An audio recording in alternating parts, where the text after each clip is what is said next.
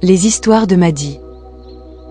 Dans un coin reculé de Mboko, un petit village côtier situé dans le sud de Kafinda, un pays d'Afrique centrale, vivait un jeune homme du nom de Marcel Nsoni. Marcel était un homme simple, pauvre mais animé d'un feu intérieur. À 27 ans, il décida de fonder une petite église dans une vieille baraque en bois. Elle s'appelait « Temple de la gloire divine ». Au départ, ils n'étaient que 6. Lui, sa femme Solange, 2 fidèles vieillards et 2 enfants du village. Mais la foi de Marcel était ardente. Il prêchait avec passion, criait, pleurait, et parfois, les gens tombaient au sol comme s'ils étaient touchés par l'esprit. Mais voilà, les années passaient, et la gloire tardait à venir. La pauvreté mordait, le toit fuyait et les grandes églises voisines, elles, étaient pleines. Marcel se posait des questions. Jusqu'au jour où un autre pasteur, venu de la capitale d'Ondo, l'invita à une retraite spirituelle. C'est là que tout bascula. Ce n'était pas une retraite. C'était une initiation. Dans une grotte cachée au bord de l'océan, à Makunda, Marcel rencontra les prêtres des eaux. On lui offrit la richesse, la renommée, des foules, des miracles. En échange d'un pacte avec les esprits des profondeurs. Il hésita, puis il signa.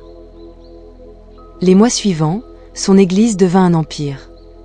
Des milliers de fidèles affluaient. Les guérisons miraculeuses se multipliaient. Il construisit une méga-église à Dondo, la cité du feu vivant. Télévision, jet privé, dons en millions. Marcel devint une star. Mais tout pacte a un prix. Un jour, les prêtres des eaux revinrent. Ils réclamaient leur dû, Marcel devait leur offrir quelqu'un de son sang, pur et proche de son cœur.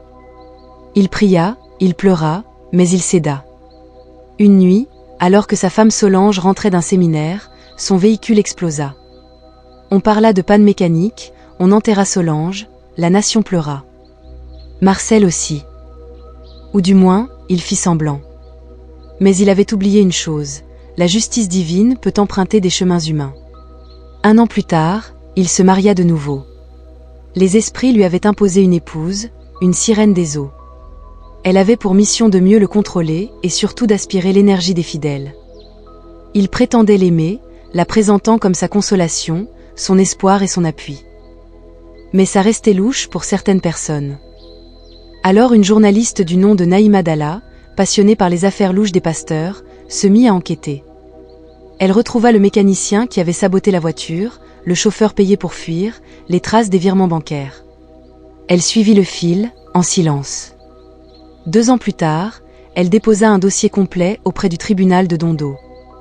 Le scandale éclata. Marcel fut arrêté en plein culte, devant 20 000 fidèles. Certains pleuraient, d'autres applaudissaient. Le choc était indescriptible. Sa nouvelle épouse ne fit rien. Et quelques jours plus tard, elle disparut, personne ne savait où elle était passée. Le procès dura 3 mois, les preuves étaient accablantes. Marcel fut condamné à la prison à perpétuité. Mais c'est là, en prison, que tout s'écroula. Les esprits qui l'avaient servi se retournèrent contre lui. Ils venaient la nuit, le griffaient, lui parlaient. Il criait, se roulait au sol, se battait contre des ombres invisibles. Il finit par perdre la raison. Il est aujourd'hui interné dans un asile carcéral, le regard vide, répétant sans cesse. Solange. Pardonne-moi. Solange. Je voulais juste briller. Merci d'avoir écouté, abonnez-vous pour plus d'histoires.